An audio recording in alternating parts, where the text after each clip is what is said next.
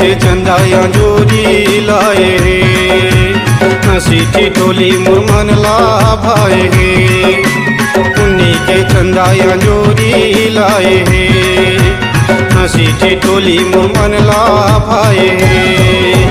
माया के पानी पिया दे रानी, तरसे है चोल रे दो। माया के पानी पिया दे रानी, तरसे है चोल रे दो। उन्हीं के चंदा जोरी लाए हे, हंसी ठिठोली मुरमन ला भाए हे। उन्हीं के चंदा जोरी लाए हे, हंसी ठिठोली मुरमन ला भाए हे। हाय मोरे राजा दिल मा समाजा, तरसे है चोल रे दो।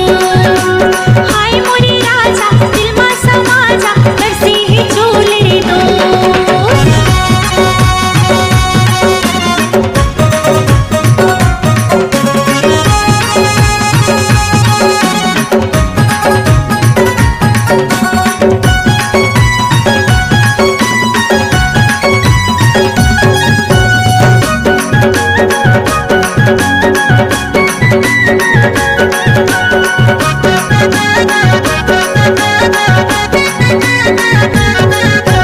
सारे के मन मा फूले साजा,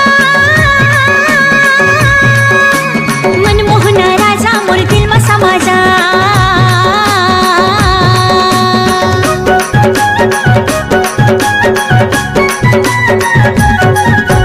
सारे के मन मा फूले साजा, मनमोहना राजा मोर दिल मा समाजा।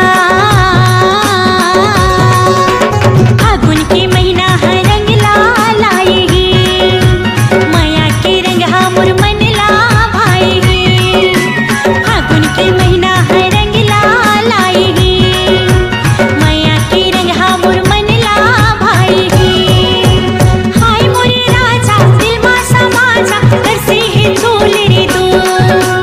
हाय मोरे राजा दिल मा समाजा, तरसे है चोल रे दो।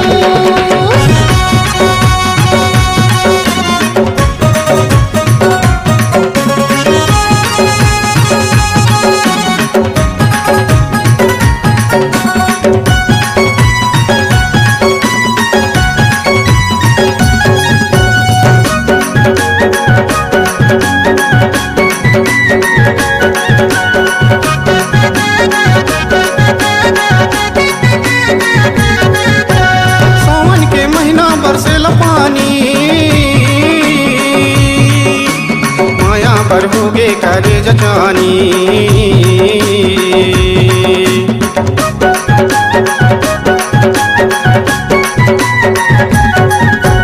सावन के महीना बरसेला पानी, माया पर होगे करे जचानी। लचक के रेंगना आँखी माँ छाए हे, तिरछी नजरिया मुरमन ला भाए हे। लचक के रेंगना आँखी माँ छाए हे, तिरछी नजरिया मुरमन ला भाए हे। माया के पानी पिया दे रानी, तरसे है चोल रे दो। माया के पानी पिया दे रानी, तरसे है चोल रे दो। उन्हीं के चंदा जोरी लाए हे, हंसी ठिठोली मुरमन ला भाए हे। उन्हीं के चंदा जोरी लाए हे, हंसी ठिठोली मुरमन ला भाए हे। हाय मोरे राजा दिल मा समाजा, तरसे है चोल रे दो।